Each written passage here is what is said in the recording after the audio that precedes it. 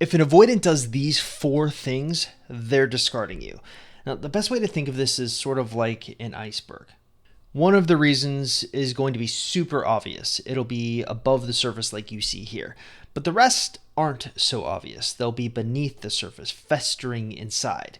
All right, so let's start with the tip of the iceberg. Thing number 1, they stop softening the blow and start blaming you.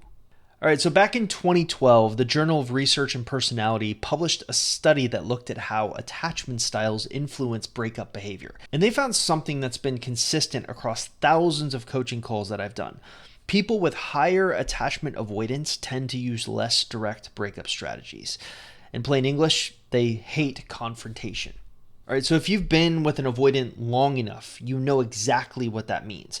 They don't like the messy, emotional blow-ups. They don't want the yelling, the crying, or the endless we need to talk conversations.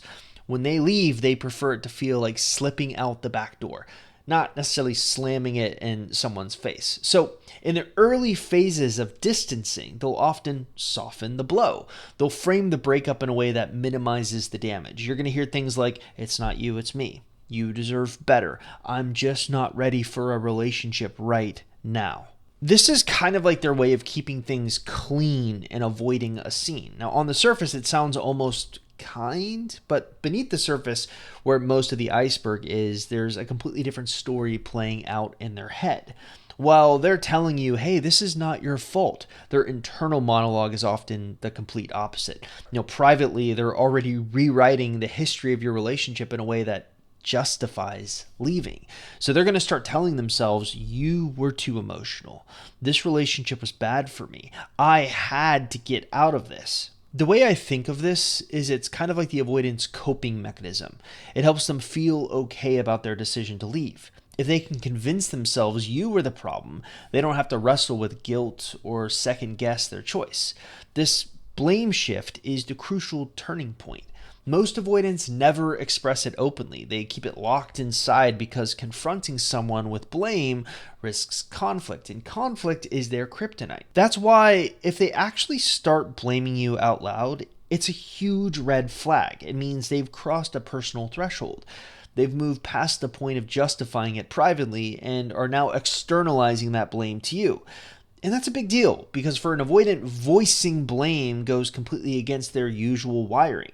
It's like a submarine surfacing in the middle of a storm. They only come up when something inside is forcing them to break their usual pattern.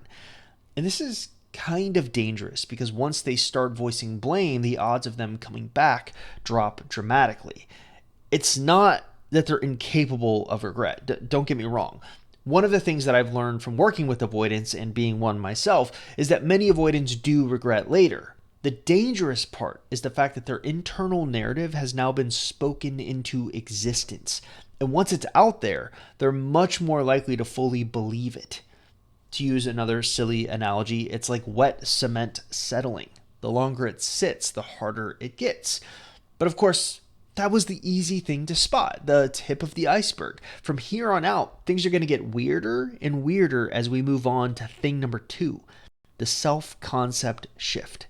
All right, I'm going to talk about Breaking Bad for a moment here, which, bear with me, I know seems like a left turn to nowhere, but it will connect. So in the show, we've got this guy, Walter White. And at the start, Walt's identity is we. He's a husband, a father, a high school teacher. Every choice is framed around family survival. Then he gets cancer, and his whole world is turned upside down. And it's from this moment on that a shift begins.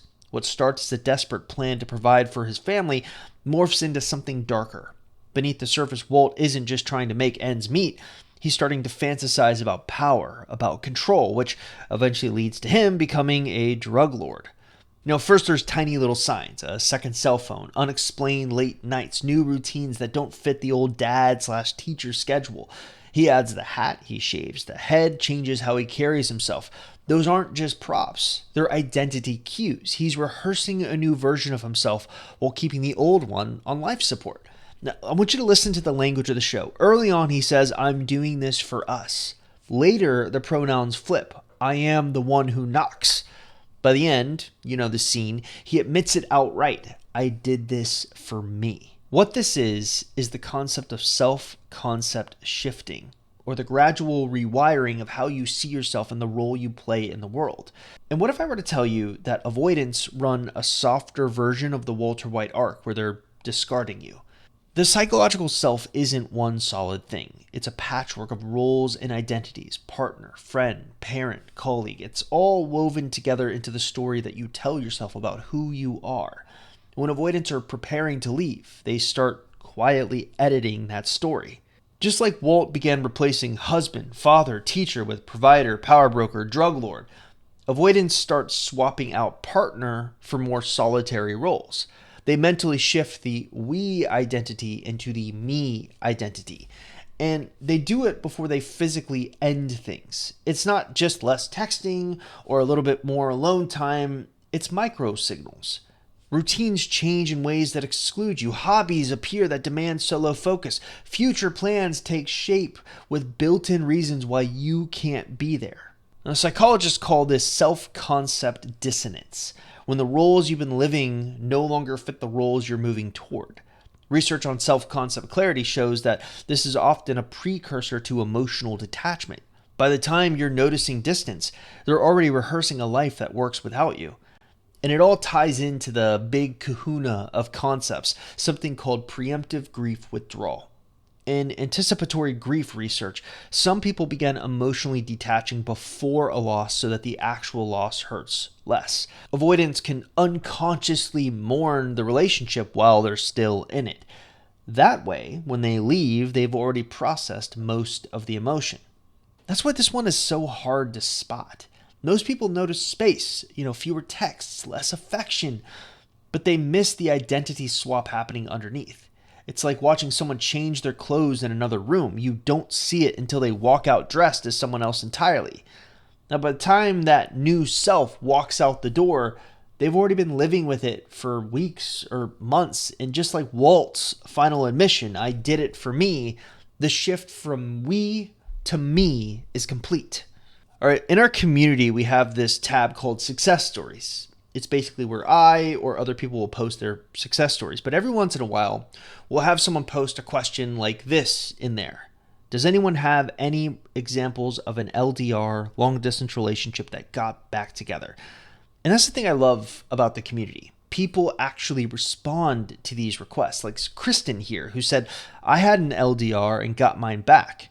There were never plans of closing a gap or how to manage that. I did it slowly, and I mean really worked this program to a huge level."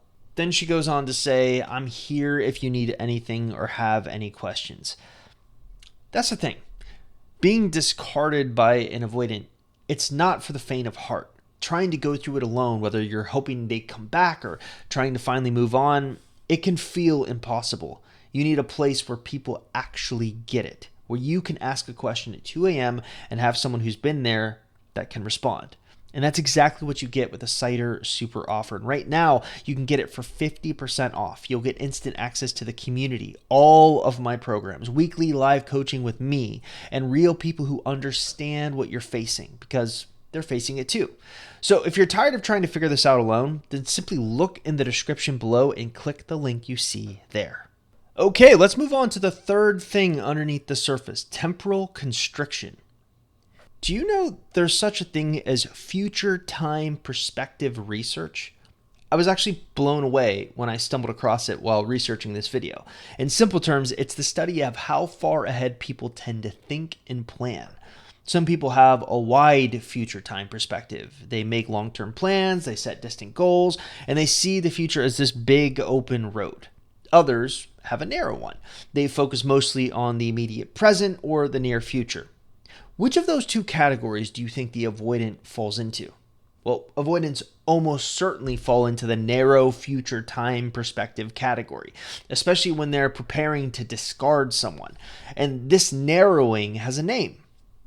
You guessed it, it's temporal constriction, where we are underneath the iceberg.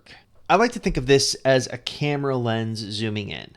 At the start of the relationship, the frame is wide. You can see the horizon, the future trips, the shared milestones, but as an avoidant begins to detach, that frame tightens.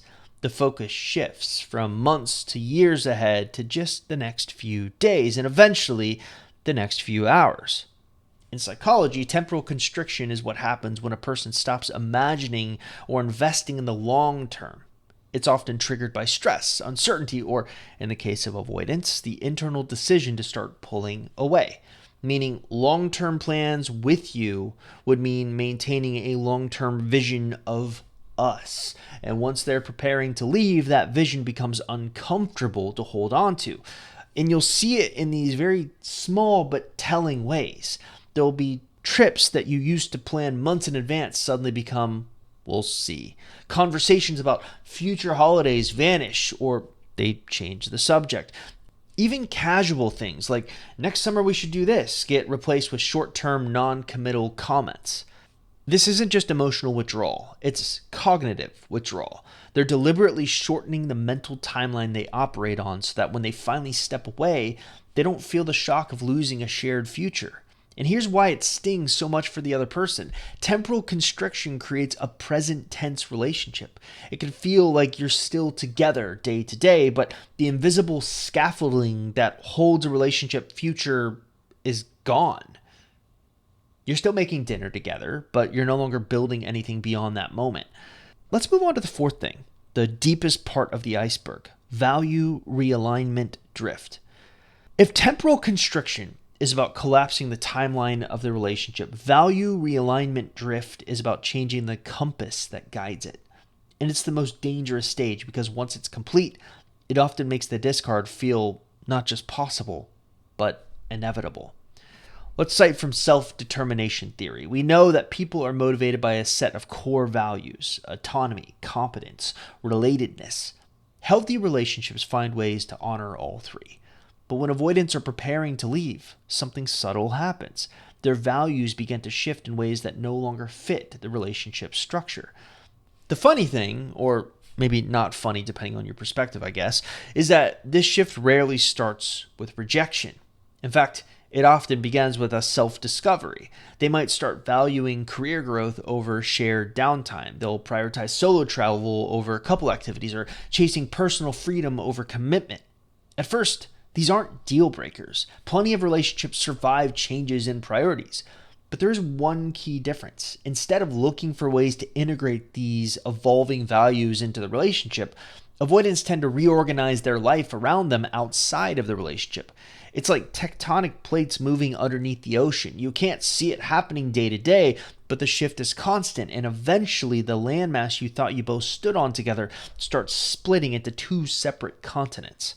One reason this drift is so difficult to catch early on is that values are kind of abstract. You can't point to a single text message or a skipped dinner and say, there, that's proof that your values changed. Instead, you notice symptoms. Topics you used to bond over now feel irrelevant to them. Their enthusiasm lights up for things that you're not part of.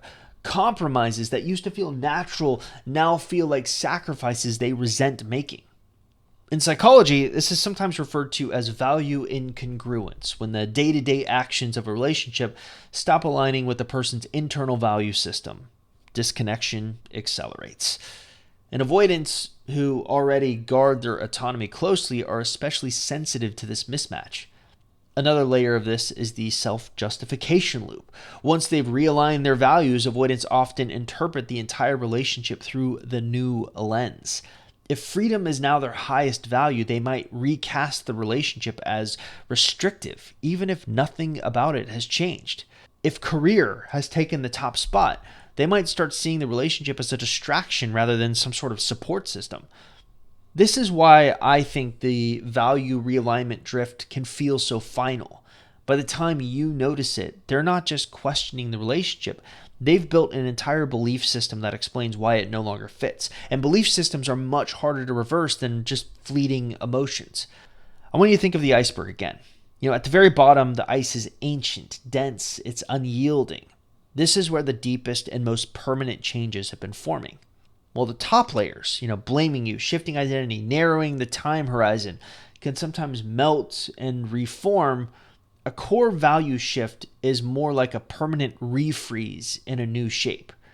And the cruel part is on the surface, they still might show up in the relationship, at least for a while. You might still go to dinner, you might still share a bed, still celebrate birthdays, but beneath the surface, the GPS that once pointed toward a shared future is recalculating, and the new destination doesn't have you in it. When value realignment drift reaches this stage, it's not about needing space or feeling off. It's about living by a new internal map. And unless that map happens to lead back to you, which is often rare, the course they're on will make leaving feel like the most natural, even necessary next step.